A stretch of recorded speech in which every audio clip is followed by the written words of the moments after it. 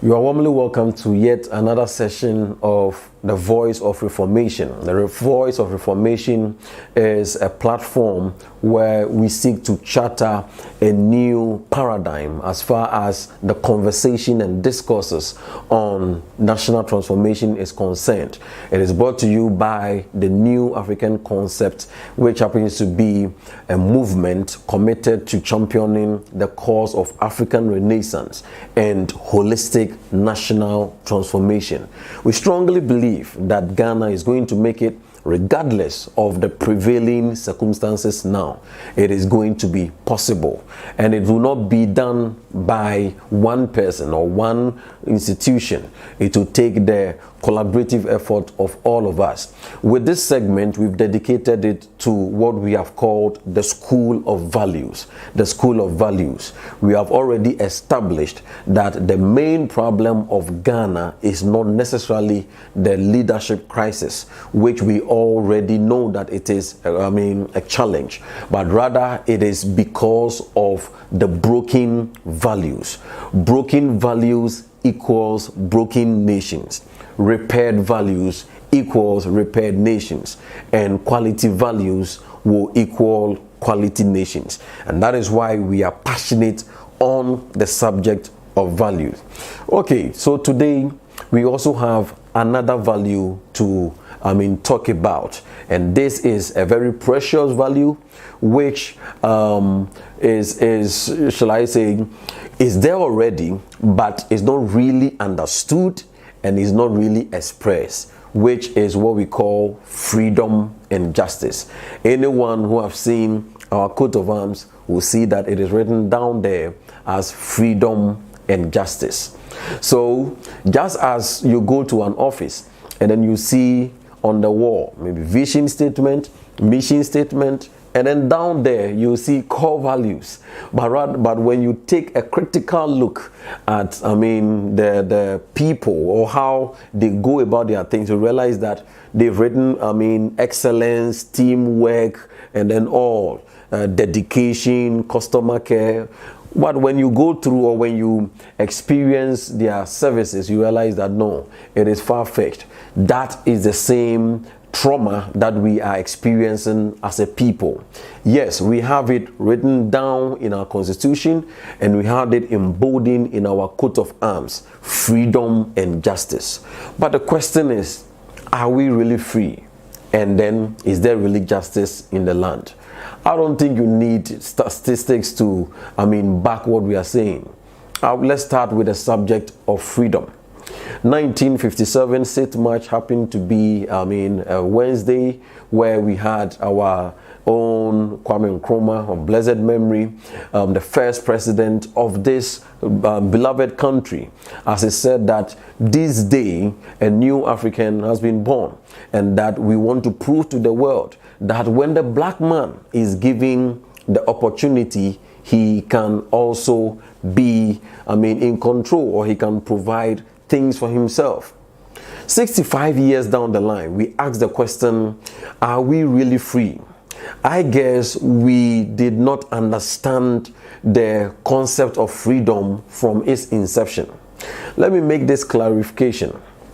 There's a difference between freedom and deliverance. Deliverance is the absence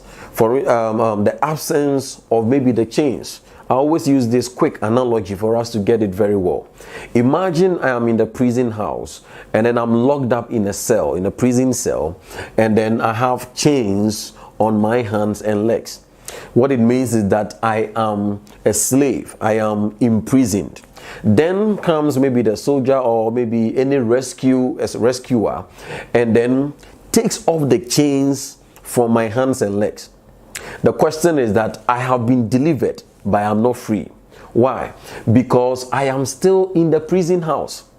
Freedom is when I take the pains by dint of hard work and responsibility to walk out of the prison cells into the land of the free.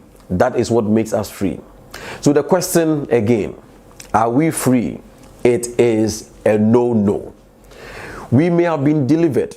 We may have had independence. What we had I mean, from the days of Kwame Nkrumah was independence, which was technically deliverance. Deliverance from the yoke of long-standing colonialism, which is which followed after slavery and all. But the question is, are we free? No. How can you be free when your national budget is never complete without foreign aid? How can you be free when you have so much arable lands, but you have to import literally all kinds of food, including even toothpick? How can you be free when you have, Western institutions and then all pulling all kinds of unnecessary strings on you? How can you be free when you have your youthful population being largely unemployed and they are dependent on scamming and then doing things like that? How can you be free in such an environment? The truth of the matter, though painful, is that we are far from freedom. Though we might have gained independence, which is, the same as deliverance, but we are not free. So whenever we see freedom and justice, we are actually seeing what our fathers had been yearning, and to date we are not free. We are not free because we feel, the average black man or the average Ghanaian feels that it is by procuring for himself the things or material gains that makes him or her relevant. How can we be free when we have no sense of identity? We have identity crisis. So if we think that by, our ladies think that by presenting themselves like the white lady, by dressing like the white lady, most especially by toning her skin or by bleaching her skin to be like the white, that is what makes her valuable. It is time for us to get back to the drawing board. This is freedom. Freedom comes by responsibility. Freedom comes by responsibility. What we have had was independence. We are yet to walk into the land of the freedom. But for us to go into freedom, then it must be on account of responsibility. So I ask you a personal question. Will you say you are a responsible person? If you are a father, will you say you are a responsible father? Are you a responsible teacher? Are you a responsible president? Are you a responsible pastor? These are the questions. We have corporate irresponsibility, and we cannot be talking about freedom. Then comes the place of justice. And I think you also don't need statistics to know that there is no justice here. Our law, for there to be justice, there must be truth, there must be law, there must be order. Justice does not occur in a vacuum. It rides on the wheels of truthfulness, law, and order. And there is no truth in the system. Our laws, though they are there, but they are not functional. And then there is no trustworthiness. So our judges have been compromised. So much so that you cannot rely on our judges to give you sound judgment, because at the end of the day, you are anticipating a form of manipulation behind the scenes. In Ghana here, if you don't have money, or if you are not connected or well linked to a person of authority, or perhaps somebody in politics or a high religious figure, then you are going to struggle unnecessarily. Think of the many hundreds and thousands of our fellow brethren in the prison house, that whose cases have not been even determined. There are some that were taken to remand for 2 weeks. By the time they realized, they were taken to the prison cells. And some have been there for 3 years, 4 years, 5 years. There is no justice in the land. And because there is no justice in the land, it leads to people taking the law into their own hands. To date, we suffer with what we call jungle justice. Jungle justice, which is so brute and so crude for you to think that people in the 21st century can even rehearse that, thought of the jungle justice. What I mean by jungle justice is, for instance, we catch a thief and then we kill the person. We use blocks, we use, maybe tie, and then we set the person ablaze for maybe stealing a plantain or doing anything of that sort. Taking the law into our hands. Is it good? No, it is very inhumane to do that. But to an extent, you find that the reason they give is that this guy is an armed robber. This guy is a thief. He was trying, we caught him red-handed. The ideal thing is to hand him over to the police so that the law will take its course. But they are well aware that giving him to the police, by the time you realize within a day or two, this same guy will be walking around because the person will pay his way through. So, because there is no justice in the land, as a result of non-functional law and order, and there is no truth, it leads to chaos. Everybody takes the law into his hands. So, the mindset is that you don't have to rely on these people. The best thing is that do the best you can for yourself, because the law court, they are going to be compromised. They are going to pay their way through. If you have an issue with a rich man, forget about it. He will pay his way through.